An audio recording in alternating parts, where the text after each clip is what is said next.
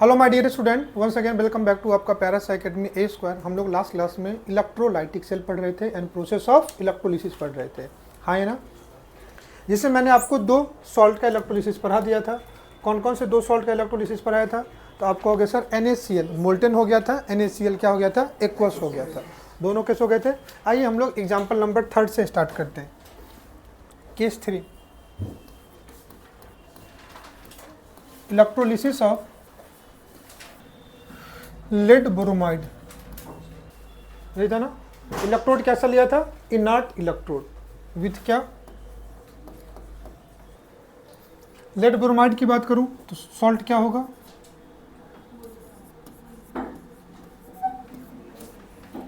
PbBr2। इसी को क्या बोलते हैं? लेड ब्रोमाइड बोलते हैं। बोलो ना हाँ ना। एक एक करके पहले समझते हैं। तुमको क्या दिया हुआ है यहाँ पे? लेड ब्रोमाइड का इलेक्ट्रोलिसिस करवाना है। इलेक्ट्रोलिसिस जब तुम कराओगे तो तुमको दो चीज़ पता करना है कि एनोड एंड कैथोड प्रोडक्ट क्या होगा। कभी भी आपको इलेक्ट्रोलिसिस कराने के लिए दे दे तो सिंपल शब्दों में समझना कि आपसे क्या पूछ रहा है, एनोड एंड कैथोड प्रोडक्ट। तो अपने को प्रिडिक्ट करना है कि एनोड प्रोडक्ट क्या होगा एंड दूसरा क्या बेटा, कैथोड प्रोडक्ट क्या होगा। ये दोनों चीज़ करना। अब बताओ सॉल्ट कैसा ले, मोल्टेन या एक्वस? तो फिर से समझना, अगर कुछ नहीं दिया हुआ है, एक्वस होता तो एक्वस क्वेश्चन में गिवन होता। अगर नहीं दिया है तो हम लोग क्या लेके चलेंगे? मोल्टेन लेकर चलेंगे। बोलो ना हाँ ना। तो यहाँ पे ये किस फॉर्म में है? Molten form. सॉल्ट आयोनाइज होगा मोल्टेन फॉर्म में। किस फॉर्म में? Pb+2 and 2Br-। अब रुक करके बताओ कौन सा केस हुआ, one type of cation anion या more than one type of cation anion? One type of cation anion. बोलो है ना। एक ही कैटायन है और एक ही एनायन है। बोलो हाँ है ना। क्या इसके बीच में कोई कॉम्पिटिशन है कि एनोड पे कौन जाएगा, कैथोड पे कौन जाएगा? नहीं। क्योंकि एक से ज़्यादा कैटायन होता तब जाकर के उन दोनों में कॉम्पिटिशन होता कि कैथोड पे कौन सा कैटायन जाएगा। एक से ज़्यादा एनायन होते तब जाकर के कॉम्पिटिशन होता कि एनोड पे कौन जाएगा। बोलो ना हाँ या ना। क्या इसमें कोई कॉम्पिटिशन है क्या? नहीं। बहुत सिंपल सा है कि ये जो कैटायन है ये कहाँ जाएंगे?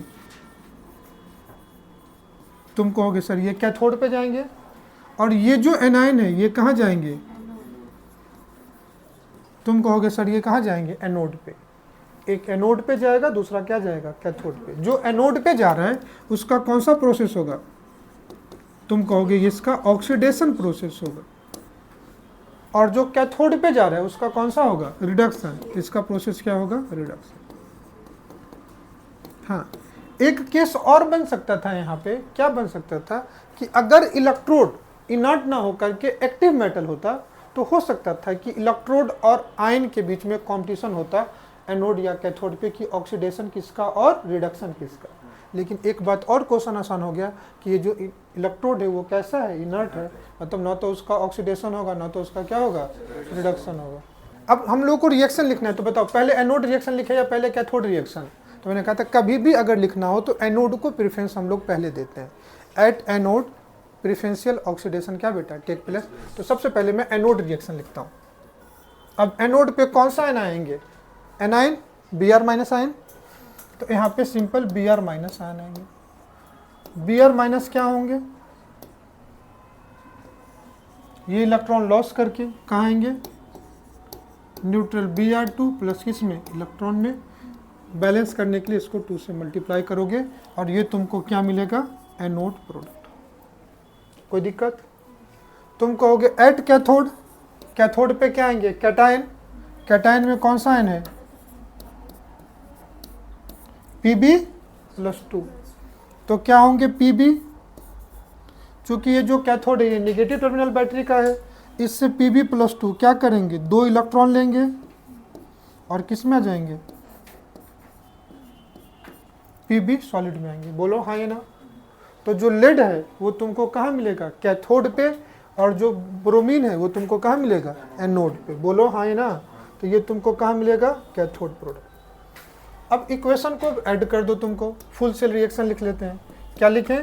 Full cell reaction. तो यहाँ पे कितने इलेक्ट्रॉन है? 2। तो 2 इलेक्ट्रॉन के लिए इसको तुम किससे मल्टीप्लाई कर दोगे? Multiply by 2। ऐड कर दूं, कंप्लीट सेल रिएक्शन होगा। यहाँ पे 2 इलेक्ट्रॉन के लिए यहाँ 2 इलेक्ट्रॉन, इलेक्ट्रॉन इलेक्ट्रॉन बोलो हाँ ये ना, क्या होगा ध्यान से देख, Pb plus 2 plus 2 Br minus, क्योंकि 2 से मल्टीप्लाई कर दिया, क्या हो गया Br2 प्लस Pb सॉलिड।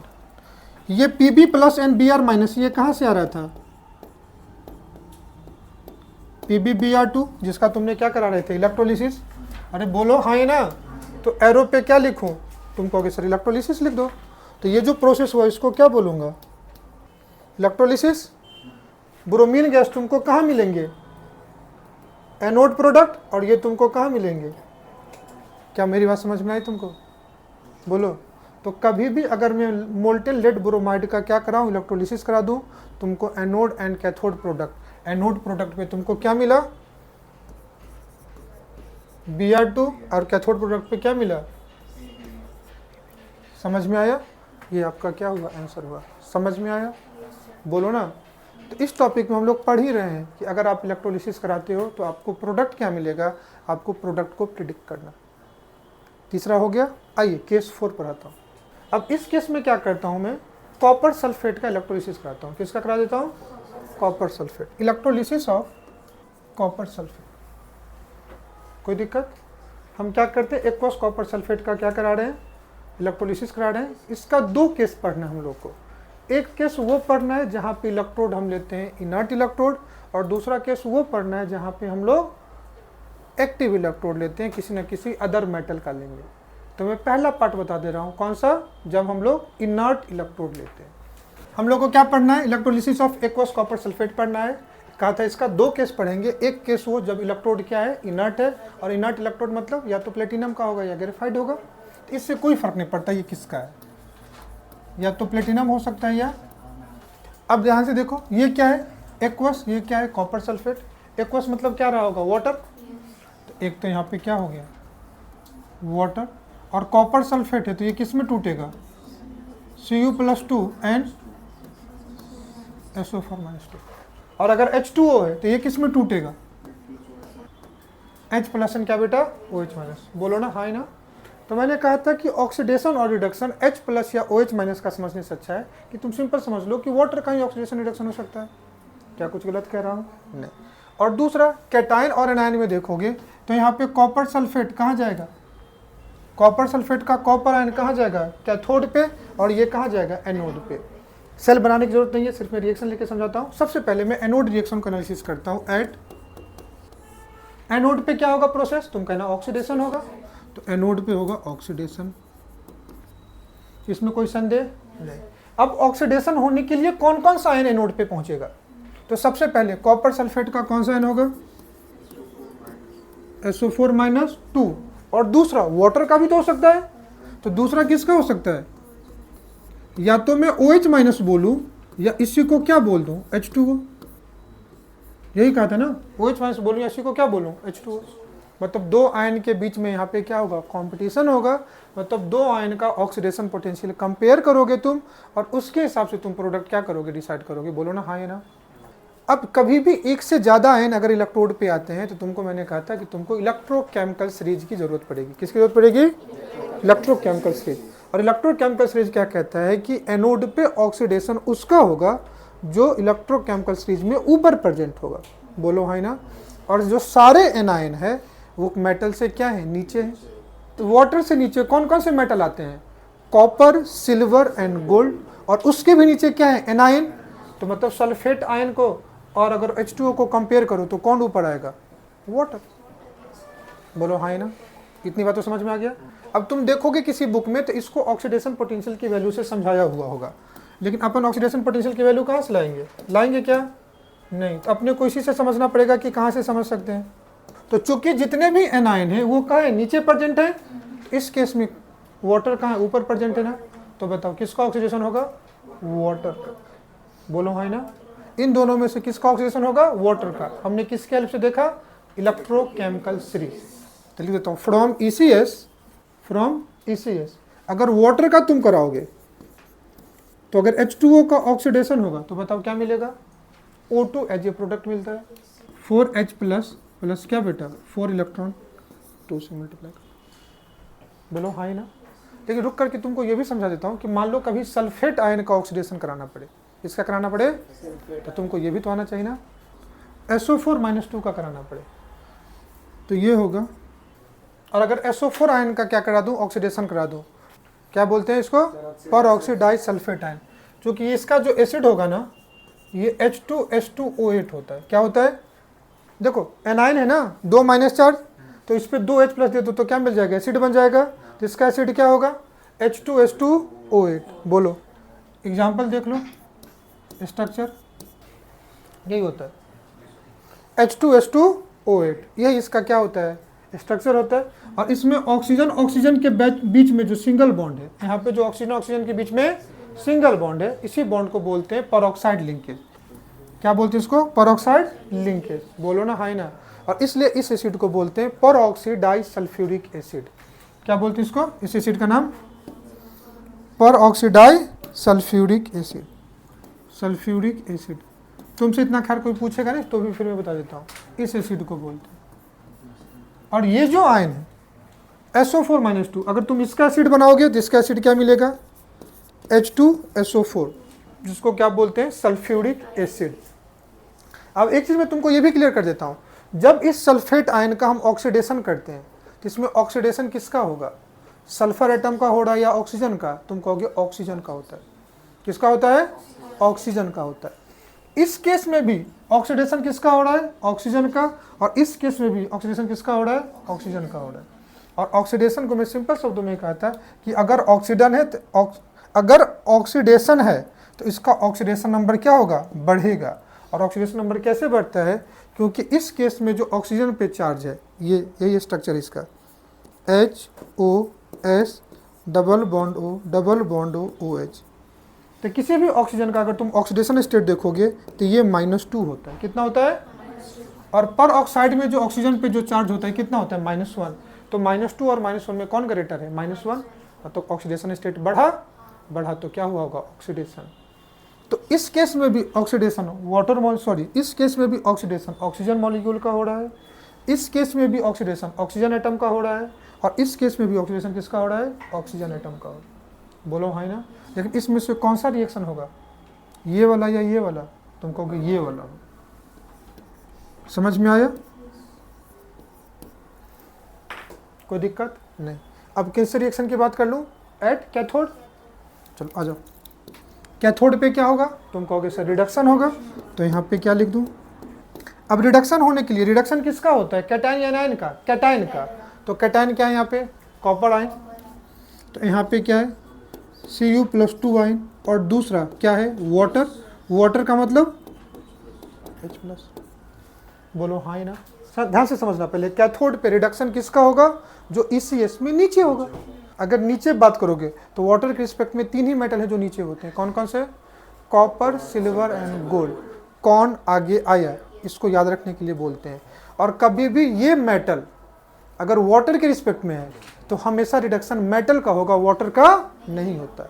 और इन तीनों मेटल को छोड़ दो तो वाटर के रिस्पेक्ट में तुम दुनिया का कोई भी मेटल ले आओ, मेटल का रिडक्शन ना होकर के वाटर का होता है। याद करो, एक्वस NaOH में सोडियम का नहीं होकर के वाटर का हो गया था। सिर्फ इसी तीनों metal copper, silver and gold अगर वाटर के रिस्पेक्ट में है तो हमेशा इनका रिडक्शन होगा। अदरवाइज इसके अलावा कोई भी मेटल लेकर के आओ, वाटर है तो रिडक्शन मेटल का ना होकर के वाटर का होता है। ये भी इतना ट्रिक याद रखोगे तुम्हारा काम हो जाएगा। तो अब बताओ इसमें से किसका करा दें, ECS से वाटर का करा दो, वाटर का कराओ नहीं, किसका कराएंगे, कॉपर आयन का। कहाँ से नॉलेज आया, फ्रॉम Cu+2। क्या लेगा बेटा, 2 इलेक्ट्रॉन कहाँ जाएगा, Cu सॉलिड में जाएगा। बोलो हाँ ना। तो यहाँ पे एनोड पे प्रोडक्ट क्या मिलता है बताओ, एनोड पे प्रोडक्ट क्या मिलता अपने को, तो एनोड पे प्रोडक्ट मिलता ऑक्सीजन।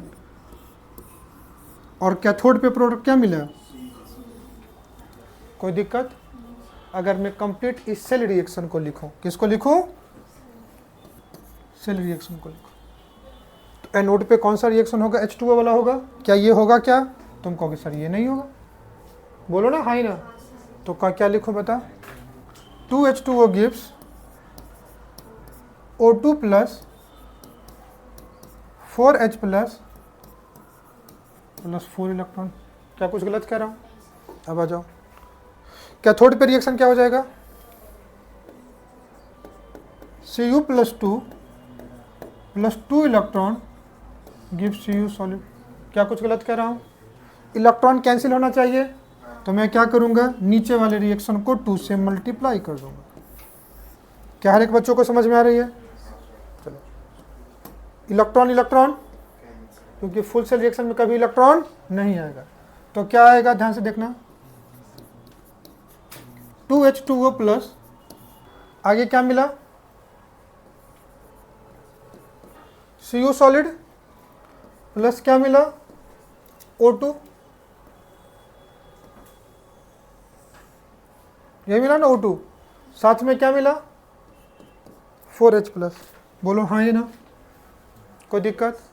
अब इसमें कॉपर सॉलिड क्या मिला, एज ए कैथोड प्रोडक्ट, तो ये जो तुमको है इसको क्या लिख दूं, Cp मतलब कैथोड प्रोडक्ट, O2 गैस क्या मिला, एज ए, अब मिक्सचर में क्या आ गया, H प्लस कॉन्सेंट्रेशन बढ़ा, तो मीडियम कैसा हो जाएगा, एसिडिक होगा। बोलो है ना?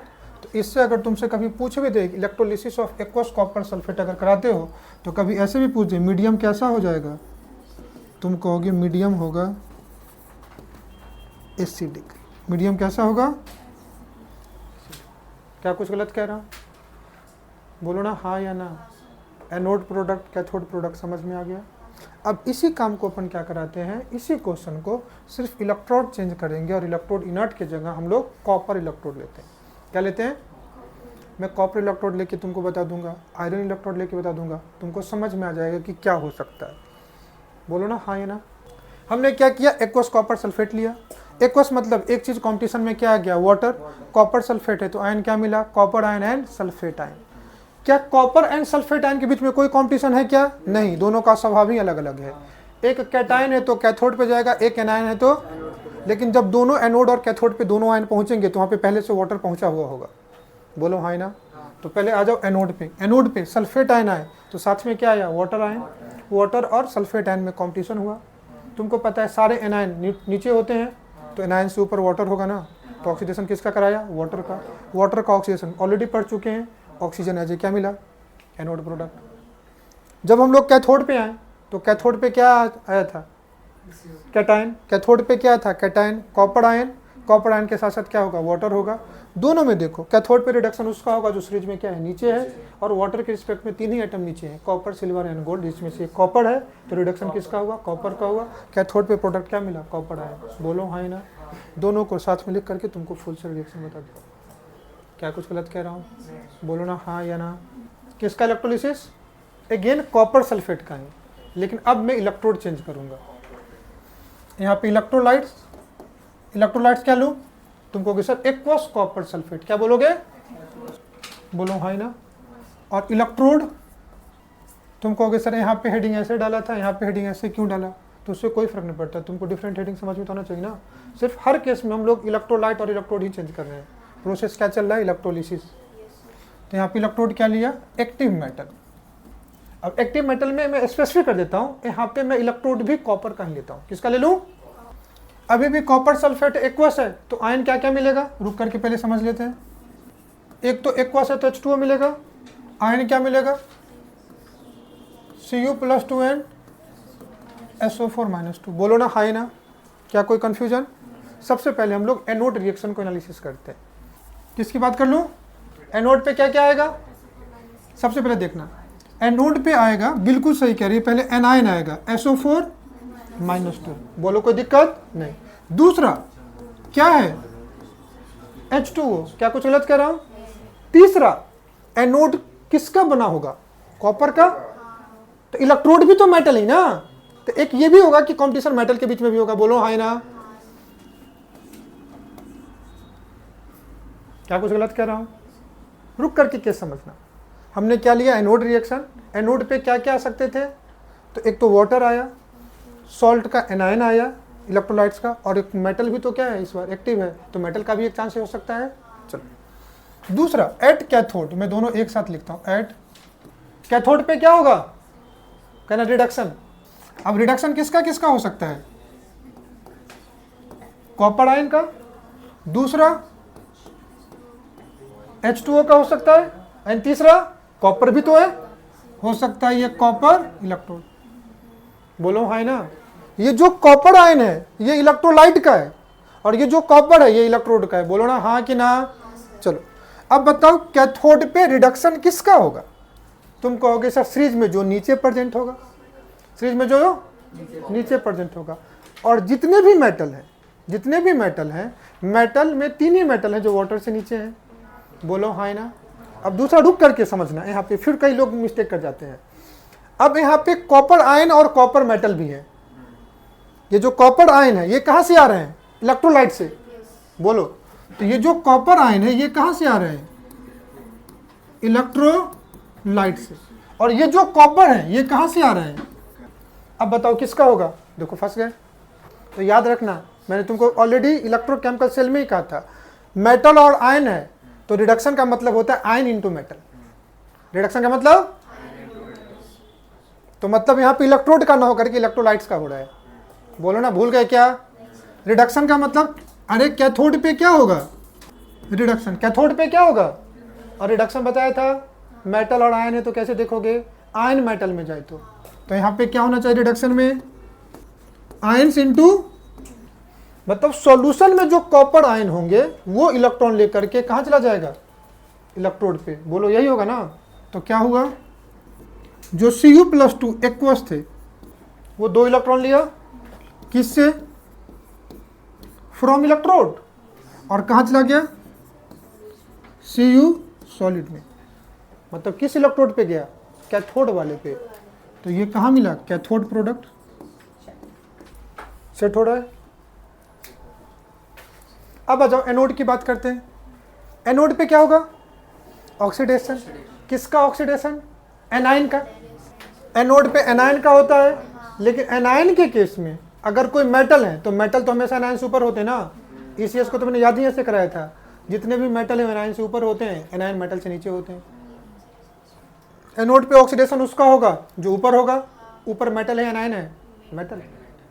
अब ध्यान से समझना, एनोड पे ऑक्सीडेशन किसका होता है? A for anode, A for anion.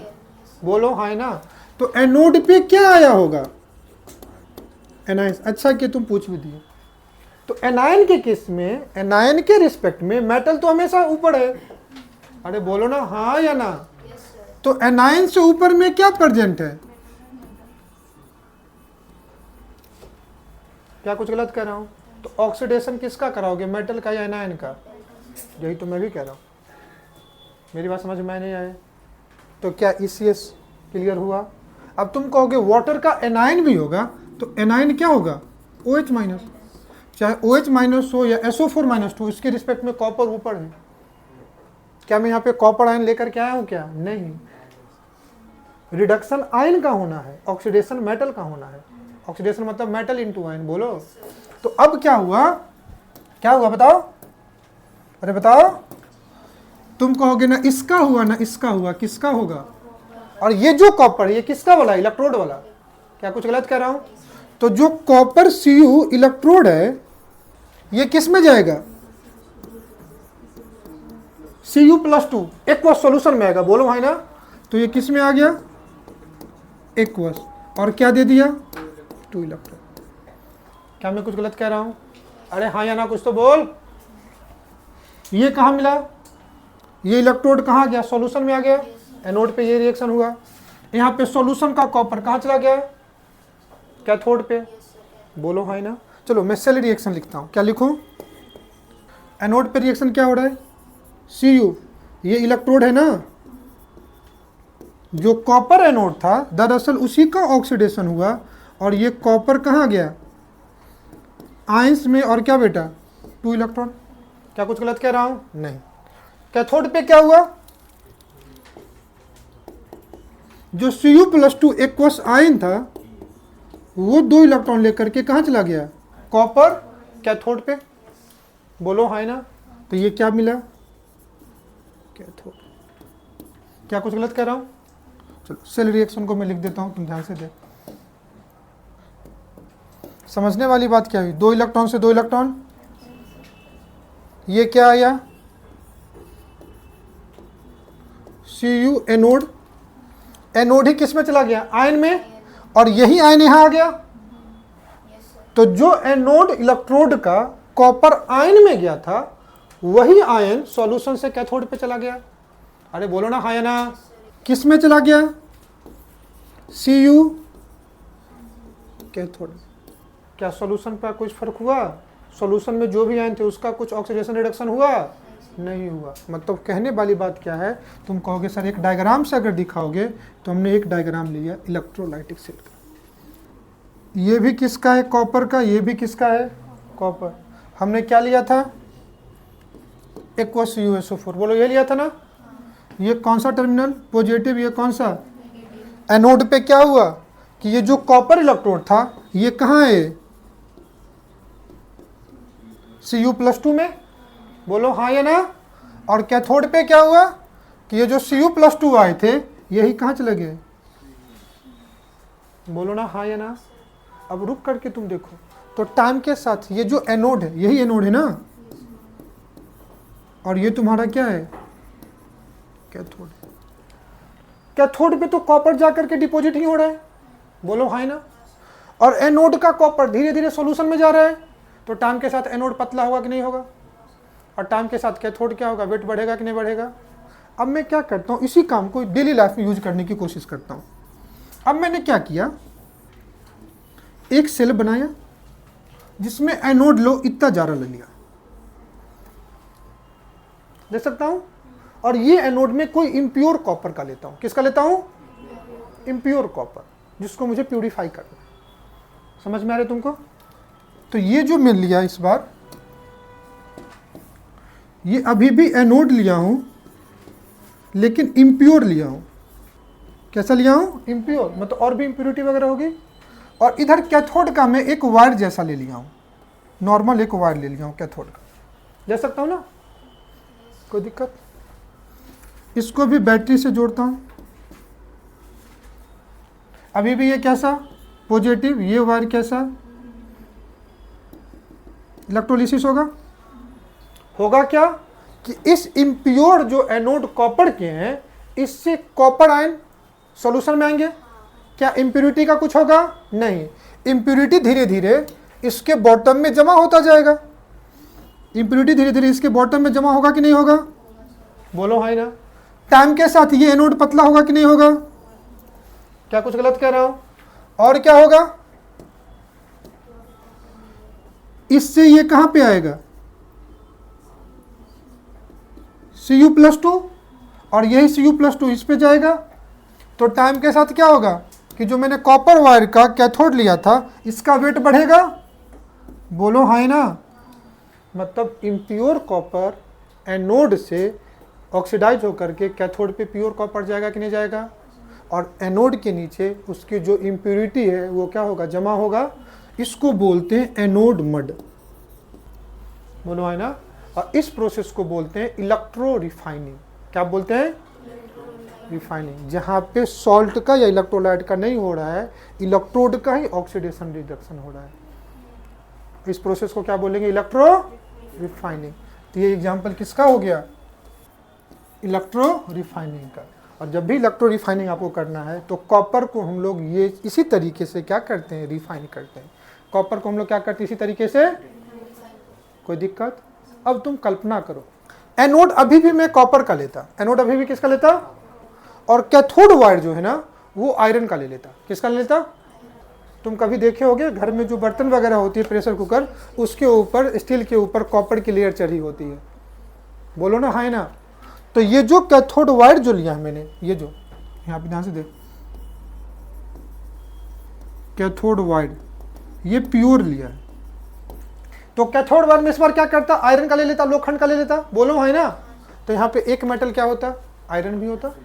चलो यहाँ पे लिख देता हूँ समझाने के लिए, Fe का होगा, बोलो ना है ना। अब रिडक्शन मेटल का होता क्या, नहीं होता, क्योंकि रिडक्शन तो हमेशा कैटायन का होगा।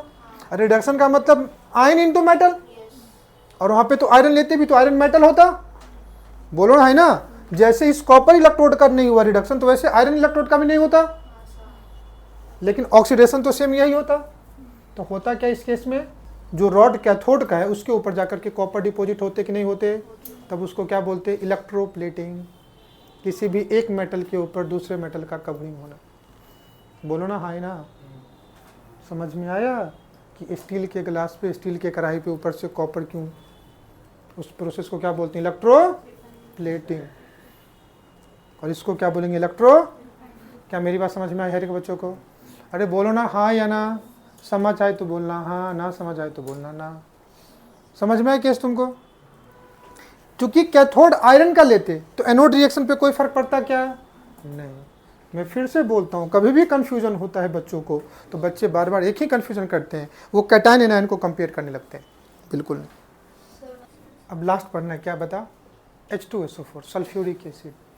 और मैं टोटल जितने 7 केस बताया हूँ ना, तुम जब MCQ सॉल्व करोगे या PYQ सॉल्व करोगे तो उसमें तुमको हर केस पे पूछे गए क्वेश्चन मिलेंगे। देखो कोई भी इलेक्ट्रोलाइट ले सकते हो, कोई भी इलेक्ट्रोड ले सकते हो, तुम क्वेश्चन कर सकते हो। बोलो हाँ ना, इसमें कोई लिमिट नहीं। तुम 1 महीने तक करोगे, मैं डिफरेंट लेके कराता रहूँगा। बस सिंपल उतना ही पढ़ने जितने पे अपने सिलेबस पे क्वेश्चन पूछे जाते हैं, कोई दिक्कत। अब मैं लेता हूँ इलेक्ट्रोलिसिस ऑफ एक्वस H2SO4। यहाँ पे फिर से 2 केस बनेगा, एक डाइल्यूट और दूसरा कॉन्सेंट्रेटेड। एक डाइल्यूट बनेगा, दूसरा क्या बनेगा, कॉन्सेंट्रेटेड। तो एक एक करके अपने को केस पढ़ना पड़ेगा। तो ये केस 6 में ले लेता हूं, डाइल्यूट H2SO4 का। कौन सा? तो 6th केस अपना कौन सा होगा, इलेक्ट्रोलिसिस ऑफ डाइल्यूट H2SO4। और 7th केस कौन सा होगा, इलेक्ट्रोलिसिस ऑफ कॉन्सेंट्रेटेड H2SO4। बोलो हाँ ना, चलो। डाइल्यूट H2SO4 ये अपना केस कौन सा है, 6th। अब फिर से मैं बोलता हूँ, डाइल्यूट का मतलब समझना। फिर तुम जब इसको पढ़ने की कोशिश करोगे ना तो तुम बहुत कंफ्यूज करोगे, लेकिन मेरे तरीके से देख लो, मेरी आंखों से देखो, तुमको कोई कंफ्यूजन ही नहीं होगा। यही सेम केस मैंने तुमको पढ़ाया था जब डाइल्यूट NaCl था और कॉन्सेंट्रेटेड NaCl था। तो मैंने तुमसे कहा था कि पहले समझ लेना कैसे। डाइल्यूट मतलब क्या, ज्यादा, वाटर ज्यादा, एसिड कम। डाइल्यूट का मतलब कि अमाउंट ऑफ वाटर ज्यादा होगा अमाउंट ऑफ H2SO4 से। बोलो हाँ ना। तो पहले दोनों के आयन को भी कंपेयर कर लो। वाटर का आयन क्या है,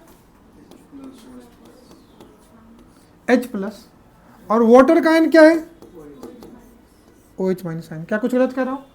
सल्फ्यूरिक एसिड से आयन क्या मिलेगा,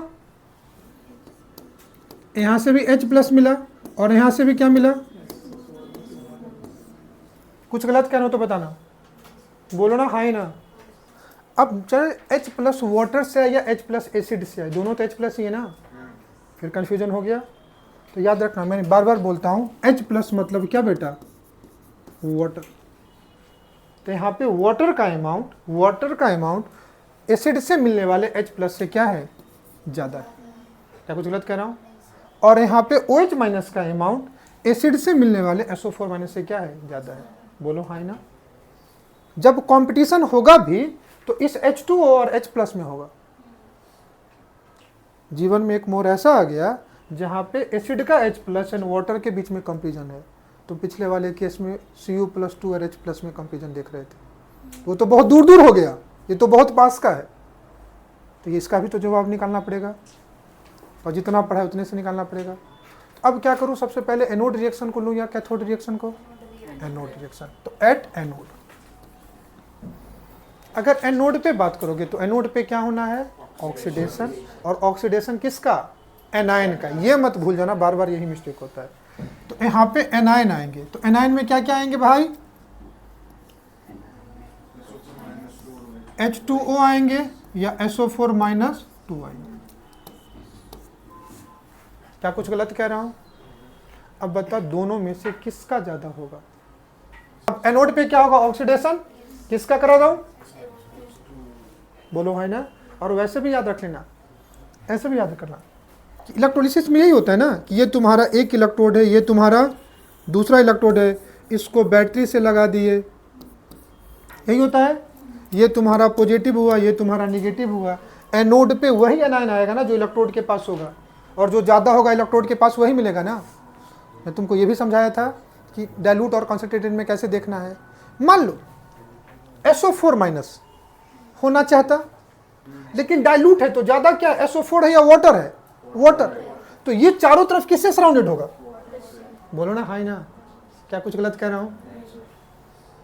समझो, क्लास खत्म होने के बाद तुम स्कूटी लेकर के जाने की कोशिश किए और तुम स्कूटी स्टार्ट करके बार बार वेट करो कि तुम्हारी फ्रेंड आए, तुम उसको बिठा के जाओ, तब तक शेखर आ गया, बोला चल मेरे को छोड़ देना। तुम चाह रहे थे किसी और को बिठा के घर ड्रॉप करो, तब तक आ गया तुम्हारा दोस्त क्लास का शेखर, बोला चल मेरे को ड्रॉप कर दे। अब तुम क्या करोगे मजबूरी में? शेखर क्या करोगे? शेखर को ड्रॉप करोगे? बोलो हाई ना। तो कभी कभी ऐसा भी हो जाता है डाइल्यूट कॉन्सेंट्रेट में कि सल्फेट आयन को कराना चाहते, लेकिन इलेक्ट्रोड के पास ज्यादा क्या होगा? वाटर। क्योंकि डाइल्यूट है तो वाटर ज्यादा होगा, वैसे भी वाटर ज्यादा होगा, क्योंकि electrode potential concentration of electrolyte पे भी डिपेंड करता है। समझ में आया तुमको? इसके साथ यही वाला केस हुआ कि नहीं हुआ? तो किसका करा दूं? वाटर का। और जब वाटर का होगा तो क्या होगा? O2 plus 4H plus plus 4, ये H प्लस, ये O2 गैस मिला, चलो एट कैथोड। कैथोड पे क्या होगा? रिडक्शन। किसका? H प्लस एसिड का या वाटर का? बोलो यही हो सकता है ना। तो यहाँ पे कॉम्पिटिशन किसके प्लस में हो जाएगा? एक तो H2O और दूसरा क्या बेटा? H plus. बोलो भाई ना। अब रिडक्शन किसका होगा? खुद सोचो बताओ, रिडक्शन किसका होगा? अब यहाँ पे दोनों है ना, दोनों का तो रिडक्शन पोटेंशियल सेम ही होगा, लेकिन बताओ यहाँ पे रिडक्शन कराने के लिए एसिड का H प्लस ज्यादा होगा कि वाटर ज्यादा होगा? Same case. बोलो ना हाय ना। आने के साथ में भी पापा मिलके बोले चल मेरे को बैंक ड्रॉप कर देना, तो जाते वक्त शेखर था तो भी करना पड़ेगा ना, इमेज छुपाना था, फिर पापा मिले तो भी करना पड़ेगा कि नहीं करना पड़ेगा? बोलो ना, कोई समस्या है क्या? तो दोनों H प्लस ही है, लेकिन रिडक्शन एसिड से मिलने वाले H प्लस का ना होकर के सॉल्वेंट से मिलने वाले वाटर का होगा या H प्लस होगा। तो क्या हुआ? H2O गिव्स क्या बेटा? H2 प्लस OH माइनस 2 से मल्टीप्लाई कर दे 2OH माइनस, इधर क्या बेटा? 2 इलेक्ट्रॉन। इसलिए ऑक्सीडेशन रिडक्शन ऑफ वाटर तुमको पहले बता दिया। बताओ यहाँ पे H2SO4 का हुआ क्या? नहीं हुआ। तो इस पे एक बहुत अजीब सा क्वेश्चन पूछता है, कहता है कि H2SO4 का जब तुम रिडक्शन कराते हो तो हाइड्रोजन गैस मिलता है। क्या मिलता है? तो वो हाइड्रोजन गैस यहाँ पे एसिड का होगा या वाटर का होगा? वाटर का होगा। याद रखना, ये पूछा हुआ क्वेश्चन है कि डाइल्यूट H2SO4 में अगर कॉन्सेंट्रेटेड H2SO4 होगा तो फिर ध्यान से समझो कि ये H प्लस एसिड का ज्यादा होगा, तो वहाँ पे हाइड्रोजन गैस एसिड का होगा, लेकिन यहाँ पे हाइड्रोजन गैस एसिड का है क्या? नहीं है। तो यहाँ पे एसिड से हाइड्रोजन गैस रिलीज नहीं होगा। बोलो ना हाय ना। तो यहाँ पे जो हाइड्रोजन गैस रिलीज हो रहा है ये किससे हो रहा है? फ्रॉम, बोलोगे, वाटर। ना तो सल्फेट आयन का हुआ ना वाटर। क्या मेरी बात समझ में आ रही है? कोई दिक्कत नहीं। नेक्स्ट केस पढ़ता हूँ, कॉन्सेंट्रेटेड H2SO4। क्या समझ में आया तुमको? Anode product, cathode product. बोलना बेटा हाय ना। Case 7 electrolysis of. अब इससे ज्यादा तो नहीं पढ़ना है, समझ कर लीजिए। इलेक्ट्रोलिसिस ऑफ, फिर से बोल देता हूँ, कॉन्सेंट्रेटेड है, इसका मतलब क्या हुआ? वाटर से ज्यादा क्या हो गया? एसिड। वाटर से ज्यादा, और एसिड यहाँ पे क्या है? H2SO4। क्या कुछ गलत कह रहा हूं? दैट मीन्स वाटर के, मतलब वाटर के H प्लस से ज्यादा किसका H प्लस है? ये H प्लस किसका है बेटा? एसिड। और ये H प्लस किसका है? वाटर। वाटर के OH माइनस से ज्यादा क्या है? बोलो ना हाय ना। और फिर इसी की स्कूटी वाली बात, उसी से खराया नहीं तो अपने वाले को ड्रॉप करेगा। समझ में आ रहा है तुम्हें? बस वही एग्जाम्पल समझ लेना। अब आ जाओ एट एनोड। एनोड पे क्या क्या आएगा? एनायन आएगा। एनोड पे क्या आएगा? अब एनायन क्या है यहाँ पे? SO4-2 है, और दूसरा क्या है? बोलो गलत कह रहा हूँ? एक क्या है? SO4-2, और दूसरा क्या है? कुछ गलत कह रहा हूँ? कैथोड पे क्या आएगा, H प्लस और क्या आएगा H2। लेकिन याद रखना ये H प्लस किसका है, एसिड का। बोलो कॉन्सेंट्रेटेड है तो हमेशा अमाउंट किसका ज़्यादा होगा, एसिड वाले का ज़्यादा होगा, तो ऑक्सीडेशन भी किसका होगा, सल्फेट आयन का, रिडक्शन भी किसका होगा H प्लस, मतलब एसिड से आने वाले H प्लस का होगा। क्या इसमें कोई दिक्कत नहीं। लिख दूँ रिएक्शन, अगर तुम रिएक्शन लिखोगे तो रिएक्शन क्या आएगा, SO4-2 oxidise into H2O8-2 plus क्या बेटा 2 इलेक्ट्रॉन। कोई दिक्कत। अगर इसका क्या कराओगे कैथोड पे रिडक्शन तो क्या हो जाएगा 2H प्लस 2 इलेक्ट्रॉन गिव्स क्या बेटा, हाइड्रोजन गैस। बोलो इस केस में इलेक्ट्रोलाइट का ऑक्सीडेशन रिडक्शन होगा या एक्वस वाटर का, इलेक्ट्रोलाइट का। तो जब भी तुम इलेक्ट्रोलिसिस ऑफ कॉन्सेंट्रेटेड H2SO4 लेते हो तो यहाँ पे इलेक्ट्रोलिसिस किसका होगा, इलेक्ट्रोलाइट्स का होगा बेटा। बोलो हाँ ना। लेकिन जब तुम क्या ले रहे थे डाइल्यूट, तो डाइल्यूट वाले में इलेक्ट्रोलिसिस किसका होगा, इलेक्ट्रोलिसिस ऑफ क्या हो रहा था, वाटर। क्या तुमको ये केस समझ में आया नहीं आया, बोलो ना हाँ या ना। इसमें कोई दिक्कत किसी बच्चों को समझने में, क्या कर लोगे तुम। तो इस केस में अगर पूछा हुआ क्वेश्चन है कि H हाइड्रोजन गैस एसिड से किस केस में रिलीज होगा, तो यहाँ से क्या होगा H2 गैस फ्रॉम क्या बेटा एसिड। क्या मेरी बात समझ में आई। और यहाँ पे कोई दिक्कत, यही तुम्हारा क्या था, क्वालिटेटिव एस्पेक्ट ऑफ इलेक्ट्रोलिसिस। जाने से पहले मैं तुमको पढ़ा देता हूँ क्वांटिटेटिव एस्पेक्ट ऑफ इलेक्ट्रोलिसिस। एक सिंपल सा कॉन्सेप्ट, अगर 1 मोल ऑफ इलेक्ट्रॉन है, अगर तो ये कितने कूलम, 96500 कूलम, और इसी को क्या कहते हैं 1 फराड। बोलो हाँ या ना। समझो किसी भी मेटल का ऑक्सीडेशन या रिडक्शन हुआ, किसी भी मेटल का ऑक्सीडेशन या रिडक्शन हुआ, समझो मैंने लिया Na प्लस, एक Na प्लस है, अगर समझो इसका 1 मोल लिया, ध्यान से समझ रहे, तो ये कितना इलेक्ट्रॉन लेगा, 1 इलेक्ट्रॉन। तो 1 मोल के लिए कितने इलेक्ट्रॉन, तो क्या मिलेगा Na सॉलिड। बोलो क्या कुछ गलत कह रहा हूं। इसका 1 मोल का मतलब कितने फराडे, 1 मोल मतलब 1 फराडे। बोलो हाँ ना। चलो दूसरा एग्जांपल, अगर मैं Mg+2 लेता हूं तो ये कितना इलेक्ट्रॉन लेगा, 2 इलेक्ट्रॉन। तो ये किस में आ जाएगा, Mg सॉलिड में। बोल हाँ ना। अगर मैं इसका 1 मोल लेता हूं, ध्यान से समझना, तो ये कितने मोल ऑफ इलेक्ट्रॉन, तो इसको क्या लिख सकता हूं, अगर समझो Al+3 है तो कितने इलेक्ट्रॉन, तो कितना आ जाएगा। तो अगर इसका 1 मोल है तो कितने मोल ऑफ इलेक्ट्रॉन, 3 मोल का मतलब। क्या कुछ गलत कह रहा हूं, अरे बोलो हाँ ना। तो अगर 1 मोल ऑफ सोडियम है तो यहां भी सोडियम के कितने मोल, अगर 1 मोल ऑफ मैग्नीशियम है तो कितने मोल, अगर 1 मोल ऑफ एल्युमिनियम है तो कितने मोल। तो मैंने सोडियम मैग्नीशियम एल्युमिनियम दिया, अपने को नहीं पता ना कौन सा मेटल है। समझो इन जनरल रैंडमली कोई भी एक मेटल है M+N,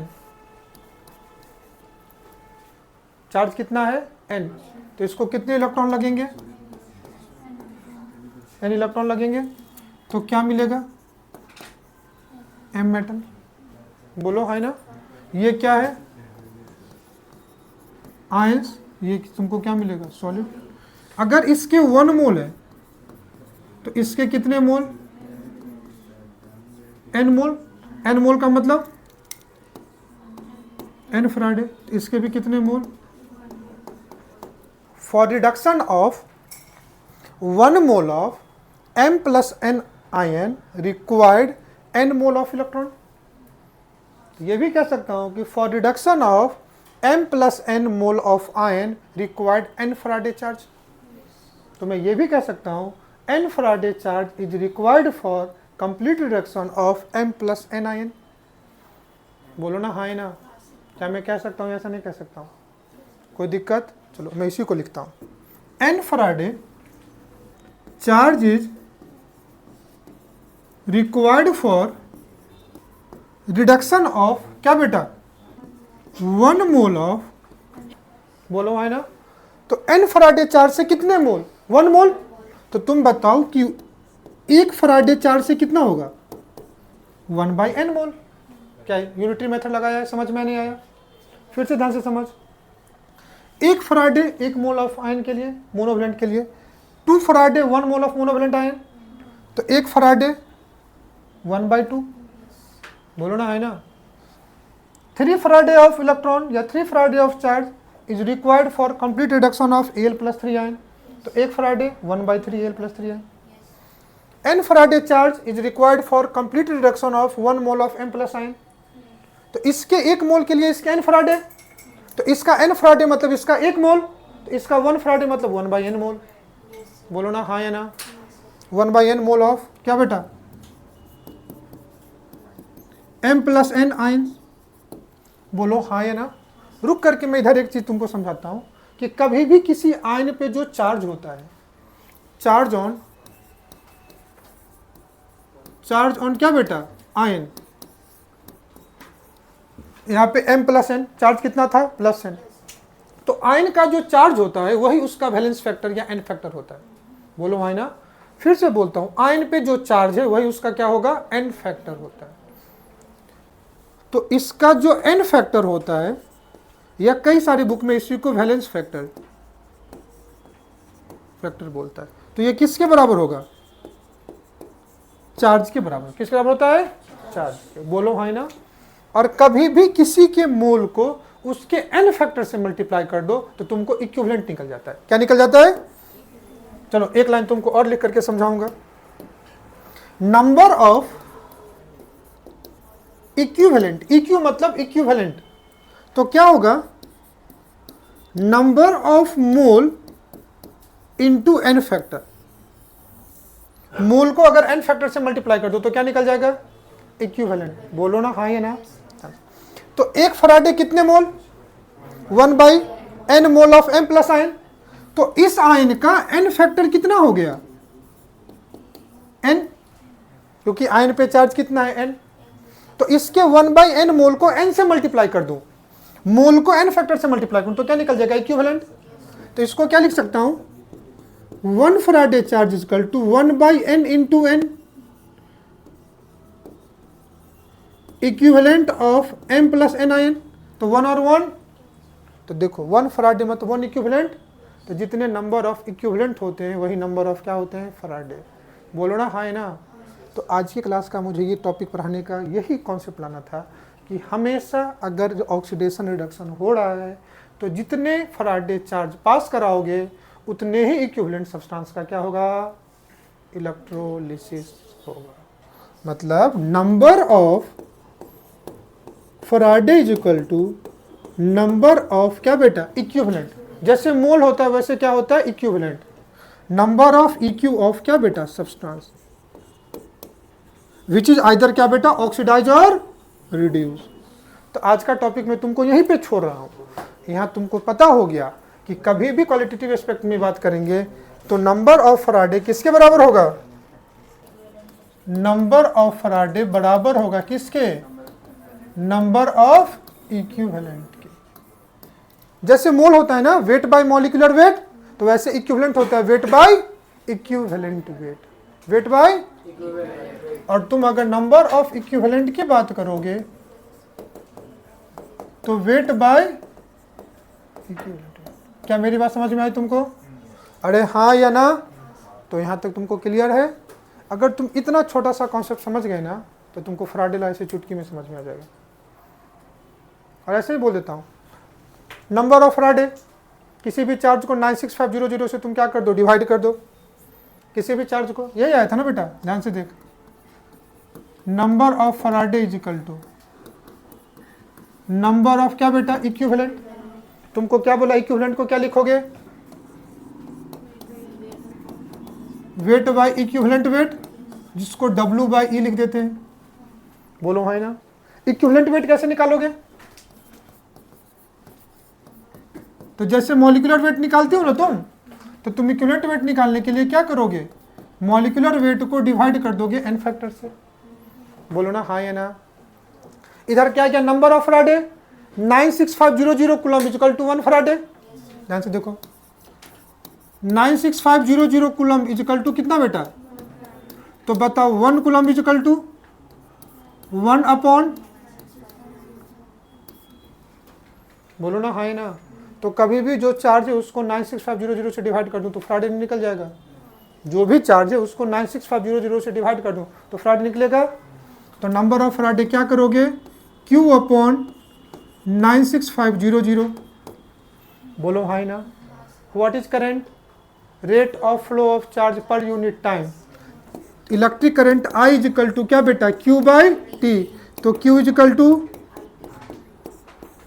तुम बैटरी से करंट ही दौड़ाते हो ना, तो या तो ज़्यादा करंट दौड़ाओ कम समय के लिए, या कम करंट दौड़ाओ ज़्यादा समय के लिए, दोनों केस में उतना ही चार्ज मिलेगा। अरे तुमको चार्ज बढ़ाना है, क्यू बढ़ाना है, तो या तो करंट बढ़ाओ या टाइम बढ़ाओ। अरे बोलो ना हाँ कि ना। तो क्यू को क्या लिख सकता हूँ, I into t upon 96500 equal to W by क्या बेटा, E। यही तो फैराडे लॉ। अब फैराडे फर्स्ट लॉ भी यही है, फैराडे सेकंड लॉ भी यही है। फैराडे फर्स्ट लॉ ये चलता है, फैराडे सेकंड लॉ कहता है कि एक से ज़्यादा सेल अगर सीरीज में कनेक्टेड है तो सीरीज में करंट सेम होगा, सीरीज में करंट सेम है तो सब में सेम टाइम के लिए दौड़ेगा। तो I और T सेम होगा तो Q सेम होगा कि नहीं होगा। तो नंबर ऑफ फैराडे सेम हो गया तो सब सेल का नंबर ऑफ इक्विवेलेंट सेम हो जाएगा। तो weight by equivalent of one cell is equal to weight by equivalent of second cell. तो W by E1 is equal to WT by E2 हो गया, फैराडे आ गया। लेकिन जब पढ़ेंगे तो उसको पूरा पढ़ना पड़ेगा। लेकिन तुम अगर इतना छोटा सा कॉन्सेप्ट सीख जाते हो, इतना छोटा सा concept, number of Faraday is equal to number of equivalent, तो तुमको फैराडे लॉ यही बोर्ड पे। इलेक्ट्रोकेमिकल सीरीज ऑलरेडी हो चुका था। इलेक्ट्रोलाइटिक सेल का तुमको कोई भी क्वेश्चन फैराडे पे मिले, इतने ही पे तुम सॉल्व कर दो। फैराडे पढ़ाने के बाद भी मैं तुमको उससे कहूँगा कितना ही याद रखना होता है, बाकी पढ़ना तो पड़ेगा। कोई बात नहीं, फिर से बोलता हूँ, लेक्चर ध्यान से सुन करके समझ करके लिखना। ऐसा नहीं कि मैंने इलेक्ट्रोलिसिस करा दिया, मेरा एनोड कैथोड प्रोडक्ट आया और आपने उसको कॉपी पेस्ट कर दिया, कभी नहीं। वीडियो पॉज लेना, खुद से प्रोडक्ट एनालिसिस करना, फिर बाद में वीडियो स्किप करके तुम देख लेना कि तुम्हारा आंसर सही आया गलत आया। तुम्हारे लिए वही चीज़ काम आएगी। मैं जो बोला हूँ उससे ज़्यादा इंपॉर्टेंट ये होगा कि तुम कितना समझ पाए हो। क्लियर है। नोट्स आपको डिस्क्रिप्शन में मिलेगा। मिलते हैं नेक्स्ट क्लास में। Thanks for today, bye bye and thank you all of you.